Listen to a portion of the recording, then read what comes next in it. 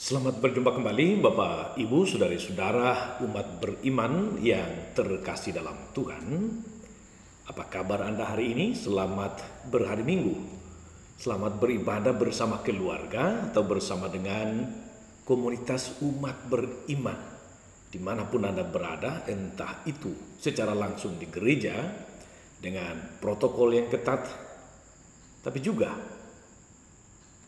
mungkin di rumah melalui misa live streaming. Semoga saudara-saudara pada minggu Prapaskah yang ketiga ini tetap sehat, tetap penuh semangat, tetap penuh syukur, dan semoga selalu berlimpah berkat Tuhan untuk kita. Saudari-saudara, hari ini minggu Prapaskah ketiga tahun B, tanggal 7 Maret 2021. Saya Romagus CSSR mengajak Bapak Ibu Saudari-saudara merenungkan Injil Yohanes bab 2 ayat 13 sampai 25. Dalam nama Bapa dan Putra dan Roh Kudus. Amin. Ketika sudah dekat hari raya Paskah orang Yahudi, Yesus berangkat ke Yerusalem. Dalam bait suci didapatinya pedagang-pedagang lembu, kambing domba, dan merpati, dan penukar-penukar uang duduk di situ. Maka Yesus membuat cambuk dari tali, lalu mengusir mereka semua dari bait suci, dengan semua kambing domba dan lembu mereka. Uang para penukar dihamburkannya ke tanah, dan meja-meja mereka dibalikkannya. Kepada pedagang-pedagang merpati ia berkata, "Ambil semuanya itu dari sini.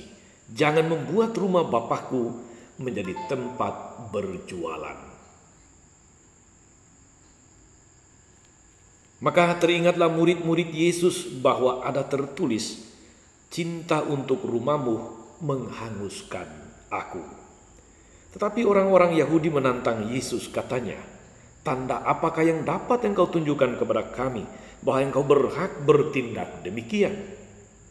Jawab Yesus kepada mereka, "Rombaklah bait Allah ini, dan dalam 3 hari aku akan mendirikannya kembali." Lalu kata orang Yahudi kepadanya, 46 tahun orang mendirikan bait Allah ini, dan engkau dapat membangunnya dalam 3 hari. Tetapi yang dimaksudkan Yesus dengan bait Allah ialah tubuhnya sendiri. Sesudah Yesus bangkit dari antara orang mati, barulah teringat oleh murid-muridnya bahwa hal itu telah dikatakannya. Maka percayalah mereka akan kitab suci dan akan perkataan yang telah diucapkan Yesus. Demikianlah Injil Tuhan. Bapak Ibu, saudari-saudara umat beriman yang terkasih dalam Tuhan, para pendengar setia Renungan Mutiara Pagi yang selalu diberkati oleh Tuhan kita Yesus Kristus. Kita semua atau masing-masing kita saudari-saudara tinggal di rumah atau tinggal di sebuah rumah. Dan karena itu kita lalu tahu apa itu rumah, apa fungsi rumah.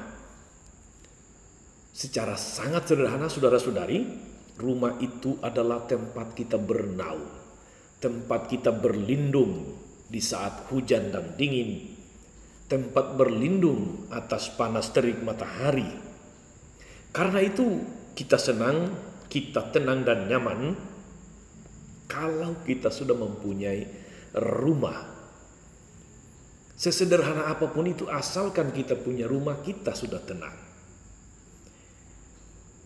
Bayangkan saudari-saudara, untuk saudara-saudari kita yang kurang beruntung tidak punya rumah, tidak ada tempat tinggal yang tetap, hidup tidak aman, tidak nyaman, tidak ada kepastian, semua penuh tanda tanya.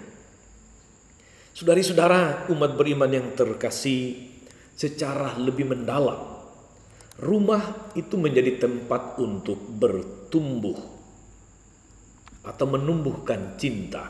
Rumah itu adalah tempat berkembangnya karakter-karakter atau keutamaan-keutamaan Kristiani yang hadir dalam rupa kerukunan, keakraban, persaudaraan di dalam keluarga, keintiman relasi antar keluarga, anak terhadap orang tua dan sebagainya. Karena itulah bila ada situasi-situasi seperti itu dalam rumah, lalu orang merasa betah di rumah. Kita merasa at home. Kita selalu rindu untuk pulang ke rumah.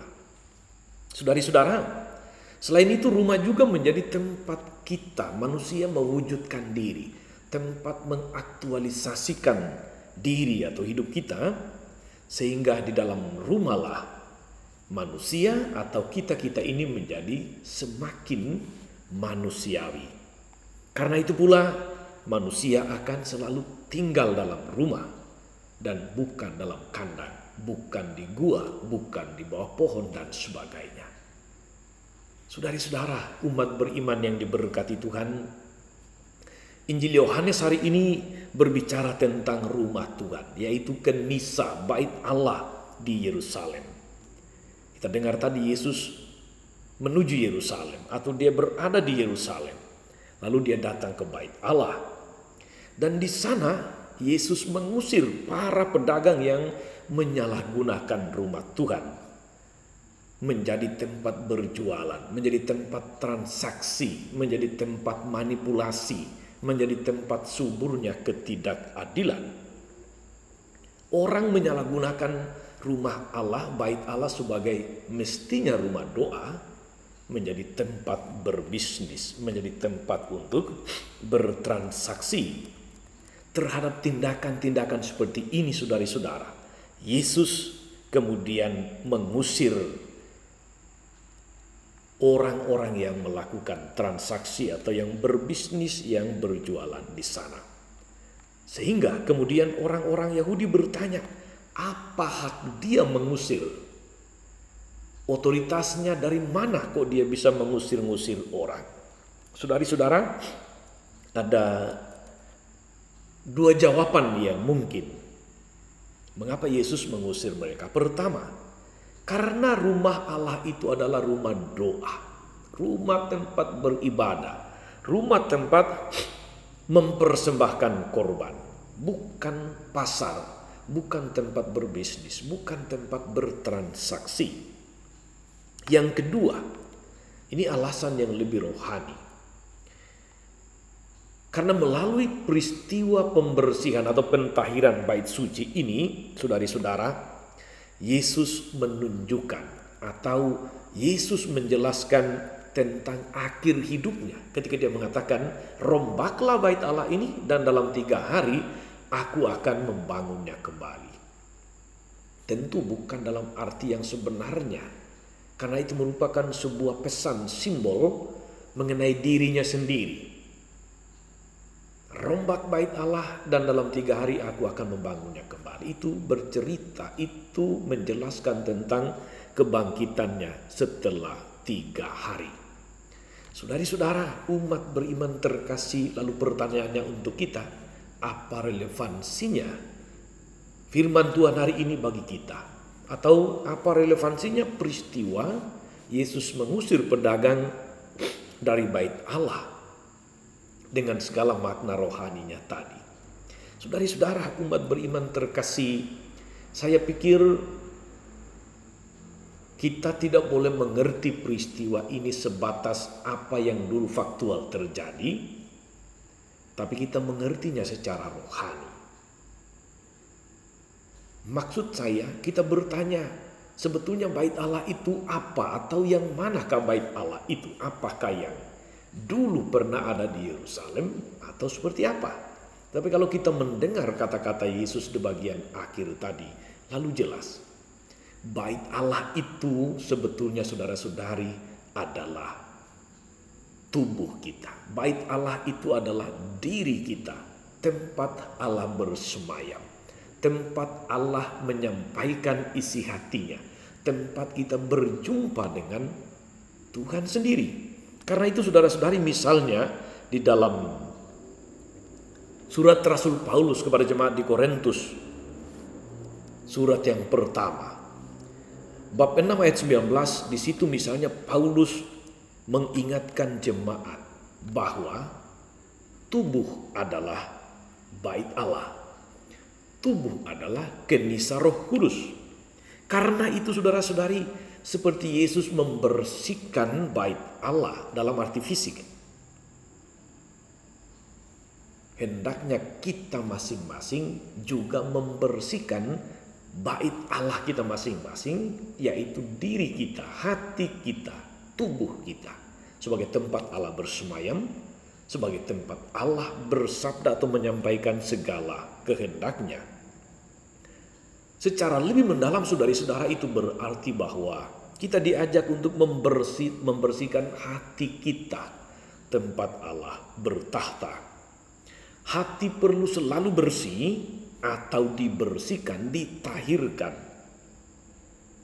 Sebagaimana saudara-saudara setiap hari kita selalu membersihkan rumah kita, mengepel, melap yang perlu supaya bersih, supaya indah, supaya nyaman, supaya tidak memalukan. Bahkan secara sangat jelas atau sangat tegas Yesus katakan, rombaklah atau runtuhkanlah. Apa arti dua kata ini? Rombak, runtuhkan. Ada yang harus diubah, ada yang harus diratakan, diruntuhkan, dirombak di dalam bait Allah kita masing-masing. Maka dalam masa prapaskah ini saudara-saudari, sebetulnya itu juga adalah masa bersih-bersih rohani kita, bersih-bersih rumah rohani kita. Itu berarti saudara-saudari bahwa jika dalam hati kita masing-masing ada dendam, ada iri hati, ada niat-niat jahat dan sebagainya, rombaklah atau runtuhkan supaya kita bangun hati yang baru. Jika di dalam hati kita masih ada rasa sakit hati, permusuhan, dendam yang seolah-olah tidak ada jalan untuk berdamai, runtuhkan. Sebab hanya dengan cara itu kita bisa membangun hati yang baru.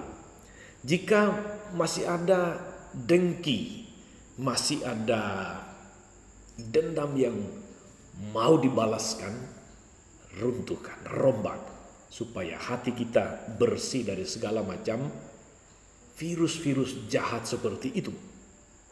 Jika dalam hati kita masih ada relasi yang renggang karena satu dan lain hal, bersihkan. Itu cara membarui hati kita. Jika masih ada emosi dan amarah, runtuhkan. Jika masih ada penyalahgunaan terhadap tubuh kita, rombaklah. Jika ada usaha-usaha atau kecenderungan-kecenderungan untuk melawan sakralnya tubuh kita yang sudah dikuduskan lewat baptis, ekaristi, dan sakramen-sakramen lain, mari kita rombak saudara-saudara, supaya hati kita sungguh menjadi rumah yang bersih, tempat Allah bertahta. Kalau rumah hati kita bersih, Allah bertahta, percayalah saudari-saudara, hidup kita akan senantiasa bukan hanya penuh berkat, tapi hidup kita menjadi berkat bagi orang-orang di sekitar kita. Saudari-saudara, umat beriman terkasih dalam Tuhan, segala sesuatu yang perlu kita rombak, kita runtuhkan. Mari kita berkaca pada bacaan pertama hari ini, yang di sana termuat 10 perintah Allah atau dekalog. Hubungan kita dengan Tuhan, hubungan kita dengan sesama. Kita lihat di sana apa yang perlu kita bersihkan, apa yang perlu kita ubah, apa yang kita perlu perbarui, apa yang perlu kita tahirkan supaya bait Allah, yaitu tubuh kita, benar-benar menjadi tempat yang baik, yang bersih, yang indah berseri, tempat Tuhan bertahta. Saudari-saudara, Allah pasti membantu kita mendirikan yang baru, yakni tubuh yang baru, tahtanya yang baru, yaitu hati yang baru, hati yang bersih. Dengan demikian kita dapat lebih memahami saudara-saudari seruan Nabi Yoel dalam perayaan Rabu Abu yang lalu. Koyakkanlah hatimu dan jangan pakaianmu. Itu sejalan relevan dengan pesan hari ini. Bersihkanlah hatimu sebagai bait Allah dan jangan pakaianmu. Selamat beribadah, selamat beraktivitas. Salam 52. Tuhan Yesus memberkati. Maria, Bunda selalu menolong, setia mendoakan kita semua. Amin. Tuhan Yesus Kristus, kami bersyukur karena Engkau senantiasa menuntun kami dengan firman-Mu. Engkau memberi kami pedoman melalui sabda-Mu hari ini, bahwa hidup kami, tubuh kami, diri kami, hati kami adalah tahta-Mu. Mampukan kami, khususnya selama masa prapaskah ini, membersihkan hati kami, mentahirkan diri kami, melayakkan, membersihkan seluruh hidup kami, agar menjadi persembahan yang indah di mata-Mu, tempat yang layak Engkau bertahta. Tuhan, ampunilah kami akan segala dosa-dosa, kerapuhan-kerapuhan, kecenderungan-kecenderungan buruk kami, dan mampukan kami untuk memandang Engkau yang senantiasa memanggil dan mengharapkan kami kembali. Engkau yang hidup kini dan sepanjang masa. Amin. Saudari-saudara sekalian, berkat Allah turun atas saudara-saudari, atas mereka yang kita doakan atau kita janjikan doa. Mereka yang sakit dan menderita, segala rencana, karya, dan pelayanan hari ini, Bapa dan Putra dan Roh Kudus. Amin.